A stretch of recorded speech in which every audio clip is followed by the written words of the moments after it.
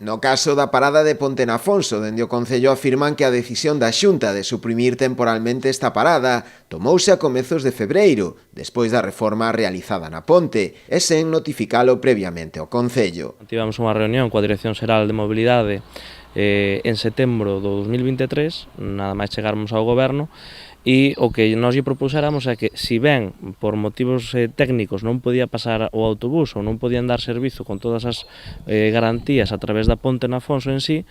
ben podía prestar igualmente o servizo baixando por Ceilán, dando a volta, que ademais aí temos un viradoiro de autobuses a escasos metros da parada de autobuses, e efectivamente manteríase o servizo dentro das condicións nas que está a concesión do autobús, non? Na mesma solicitude, o Goberno outense pedía tamén unha proposta de modificación de horarios para poder coincidir a liña de transporte coa entrada e saída nos institutos de bacharelato e ensino non obrigatorios de referencia, xa que era o único transporte que financia a Xunta de Galicia para os menores de 21 anos. Nos fixemos unha proposta tamén en setembro do 2023 para ver se era posible, se era viable modificar os horarios da liña para intentar asustalos tamén